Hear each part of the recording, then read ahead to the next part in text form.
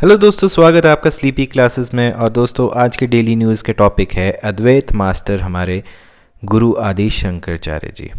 ठीक है दोस्तों, अब बहुत से स्कॉलर्स और बहुत से हिस्टोरियंस का बहुत ज़्यादा कंट्रोवर्शियल रहा है इनके बर्थ डेट को लेके, लेकिन जो कॉमनली माना गया है कि इनका जो बर्थ डेट है वो 788 AD रहा है। ठीक है जी, और ये काफ़ी ज़्यादा कंट्रोवर्शियल है।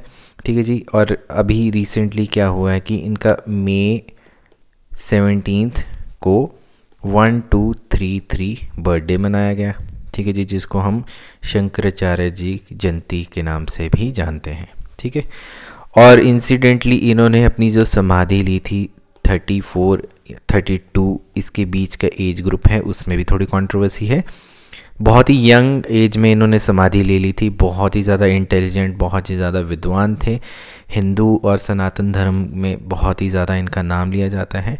ठीक है, और इनने समाधि कहाँ ली थी? केदारनाथ, उत्तराखंड। क्योंकि अब केदारनाथ उत्तराखंड के बारे में बात करें तो कंटेक्स्ट पे भी आ जाते हैं। कंटेक्स्ट क्या है कि प्राइम मिनिस्टर नरेंद्र मोदी जी ने स्टैचू जो है गुरु शंकराचार्य जी का वो उन अभी अनवील किया है, इनाग्रेट किया है। कहाँ? केदारनाथ उत्तराखंड। और ये जो हमारा जो केदारनाथ टेम्पल है, ये इसकी हाइट कितनी है? 3583 मीटर अबव सी लेवल, और रिवर मंडकिनी के पास केदारनाथ टेम्पल है।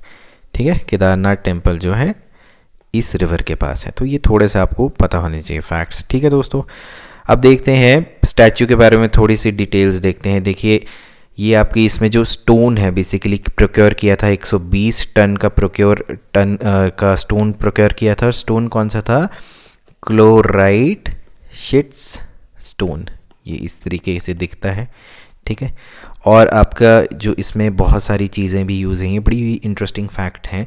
बेसिकली क्या है कि हमारा जो है इसका मैसूरू बेस्ड शिल्पकार जो हैं, जिनका नाम योगराज शिल्पी हैं।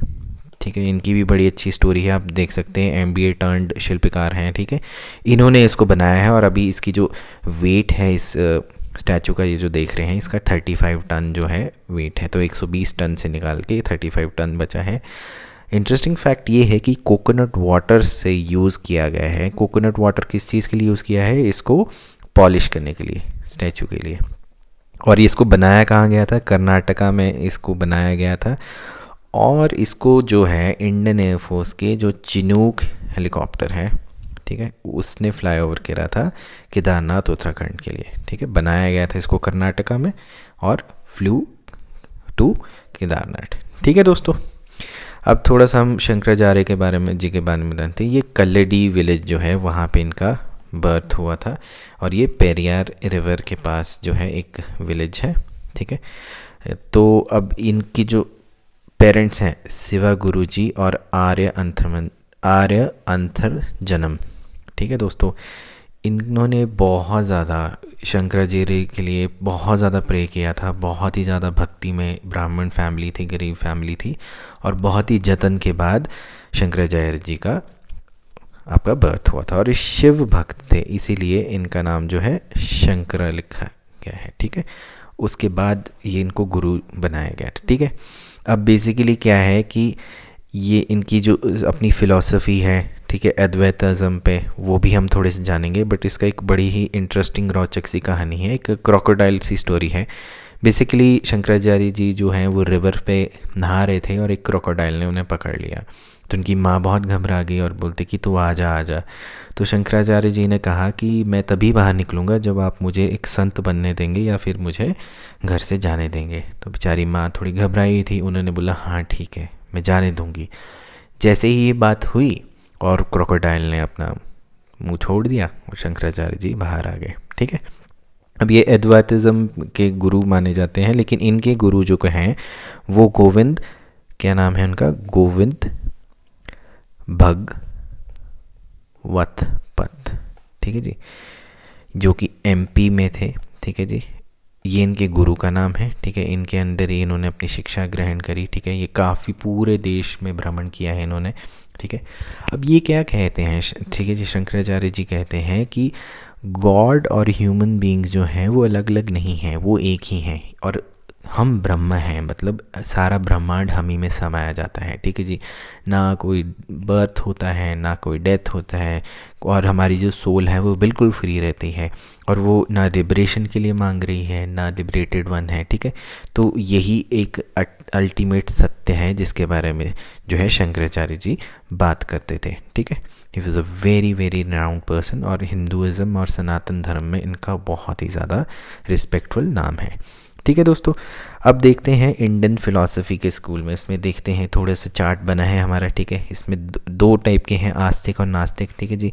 अब इसमें आस्तिक में जो है हमने क्या है, वेदास को प्राइमरी सोर्स ऑफ नॉलेज माना है। नास्तिक में उन्होंने वेदास को रिजेक्ट कर दिया, ठीक है। और इंडियन फ़िलासफ़ी में हिंदुज़म से ही फिर क्या निकल के आया, बुद्धिज़्म, जैनिज़्म और चरवाका। अब आस्तिक में क्या है, एस्थेटिक आ गया, थेस्टिक आ गया, जिसमें रिजेक्शन ऑफ गॉड है, जिसमें कि उसको फर्दर डिवाइड करके समाख्य है, न्याय है, जिसमें स्कूल ऑफ डुअलिज्म या स्कूल ऑफ लॉजिक है। और जो आपका थेस्टिक है, जिसमें rejection, non rejection of God है, उसको आगे क्या आ गया, उसमें योगा आ गया, पूर्व मीमांसा आ गया, फिर वेदांता आ गया, फिर न्यू वेदांता, और वेदांता को आगे करते हुए अद्वैत, विश्वद्वैत और द्वैत आ गया, ठीक है। तो ये इंडियन फिलॉसफी का बेसिक थोड़ा सा जस्ट है। अब वेदांता के बारे में बात कर रहे हैं, तो ये आगे कैसे डिवाइड हो गया, देखिए इसमें अद्वैत है, द्वैत है, माधव, जो माधव है हमारे 13वीं सेंचुरी में वो आए थे, ठीक है जी। फिर इसमें शिवैसा आए थे, भेद भेद अभेद, ठीक है। साथ वो जो 4th सेंचुरी में था। फिर अभेद जो है वो शंकराचार्य जी का 8th सेंचुरी में आ गया, ठीक है। इसको आगे हमने जब देखते हैं भेद भेद में क्या है कि आपके ये फर्दर जो क्लासिफिकेशन है वो सारी आ गई। अब वो आप क्लासिफिकेशन आप यहाँ पे वीडियो को पॉज करके पढ़ सकते हैं, कौन कौन सी सेंचुरी में ये सारी दी हुई हैं, ठीक है।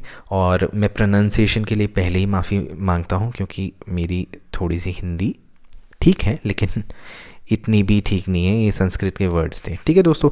एनीवेज, अब देखते हैं कि हमारे जो शंकराचार्य जी ने हैं वो कितने मठ स्थापित किए, ठीक है। इन्होंने हमारे 4 मठ जो है वो स्थापित किए हैं, ठीक है।